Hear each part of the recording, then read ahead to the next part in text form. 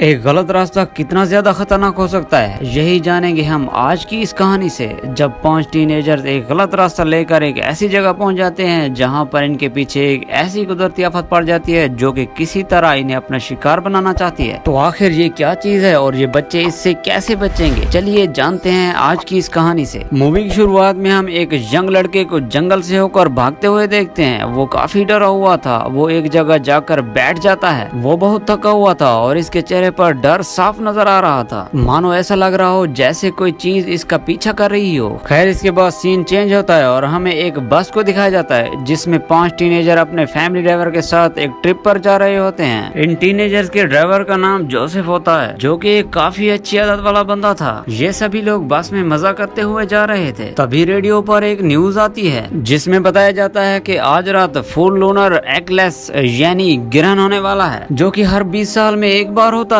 Joseph इसे देखने के लिए काफी एक्साइटेड था, लेकिन इन टीनेजर्स को इसकी कोई भी परवाह नहीं थी। हम देखते हैं कि ये रास्ता जंगलों से होकर गुजरता है, जहां कुछ दूर आगे जाने पर ही जोसेफ को अपनी गाड़ी रोकनी पड़ती है, क्योंकि आगे रास्ता बंद था। आगे बहुत सारी लकड़ियां पड़ी हुई थी और साथ ही यहाँ पर एक क्रेन भी खड़ी हुई थी, लेकिन यहाँ पर कोई भी आदमी मौजूद नहीं था। ऐसा लग रहा था कि यहाँ पर वो लोग आए तो थे, लेकिन यहाँ पर मौजूद नहीं है। अब इतनी दूर आने के बाद जोसेफ वापस नहीं जाना चाहता था, इसलिए अब वो एक शॉर्टकट लेता है, जो कि एक सही फैसला तो नहीं था, लेकिन इनके पास दूसरा कोई रास्ता नहीं था। और यहीं पर हम एक इंसान का हाथ देख पाते हैं जो कि लकड़ियों में दबा हुआ था। खैर, आगे बढ़ने पर ये लोग एक ऐसे रास्ते पर पहुंच जाते हैं मानो सर्दियां आ गई हों। चारों अतराफ में धुंध ही धुंध थी। जंगल और भी ज्यादा घना होता चला जा रहा था और धुंध भी और ज्यादा बढ़ने लगती है। और साथ ही हमें यहाँ पर कुछ जानवरों के कंकाल भी दिखते हैं। ऐसा लग रहा था जैसे किसी और दुनिया में चले गए हों, लेकिन आगे बढ़ने पर इन्हें फिर से रुकना पड़ता है, क्योंकि रास्ते के बीच में एक मरा हुआ जानवर पड़ा था। जोसेफ इसे हटाने के लिए जाता है, लेकिन ऐसा करने के बाद जब वो वापस मुड़ता है तो वो अकेला नहीं आता। इसके साथ एक और आदमी भी होता है जिसने इसे गन पॉइंट पर ले रखा था। इस आदमी का नाम पेट्रो था, जो कि एक साइको सीरियल किलर था, जो कि बच्चों को अपना शिकार बनाकर इनकी जीभ काट लिया करता था। 2 साल पहले इसे पुलिस ने अरेस्ट कर लिया था, लेकिन कुछ दिन पहले ही वहाँ से भागकर इन जंगलों में छुप गया था। अब वो इन बच्चों को होस्टेज बनाकर शहर जाना चाहता था। सभी बच्चे इससे डर जाते हैं और जोसेफ भी इसे शांत रखने के लिए इसके कहने पर ही ड्राइविंग करता है। खैर, अब ये लोग धीरे धीरे एक टनल में एंटर करते हैं। ये काफी बड़ी थी। ऐसा लग रहा था जैसे इसका कोई अंत ही ना हो। टेंशन में कोई भी नोटिस नहीं करता कि ये एक मिलिट्री जोन है और इसमें आम लोगों का जाना मना है। खैर, अब इस टनल में एंटर होने के कुछ ही देर बाद इनकी ये वैन खराब हो जाती है। पेट्रो एक बच्चे को गन पॉइंट पर लेकर इसे जल्दी ठीक करने के लिए कहता है। जोसेफ पूरी कोशिश करता है, लेकिन इसे परेशानी समझ नहीं आती। और तभी इन्हें बस की रोशनी में दूर सड़क पर सामने कोई चीज नजर आती है।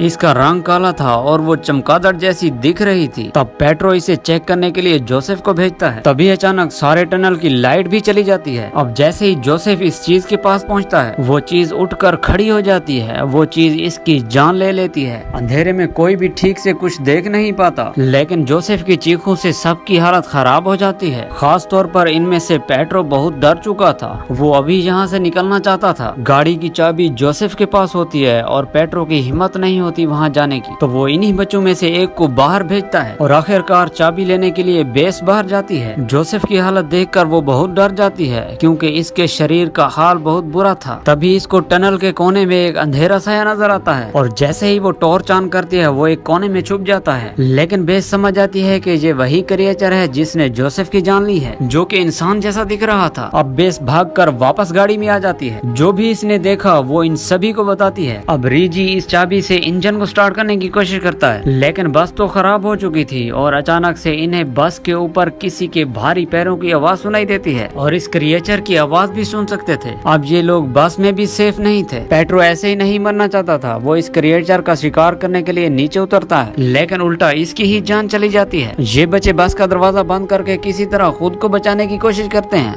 लेकिन वो खतरनाक क्रिएचर अपने नुकीले नाखूनों से दरवाजा खोलकर बस के अंदर आ जाता है। अब ये डर से सभी लोग चिल्लाने लगते हैं। अब यहीं दूसरी जानिब दूसरा दरवाजा भी जैम हो चुका था। तभी बेस को याद आता है कि इस क्रिएचर को लाइट दिखाने पर ये छुप गया था, तो इस बार भी ये वैसा ही करती है।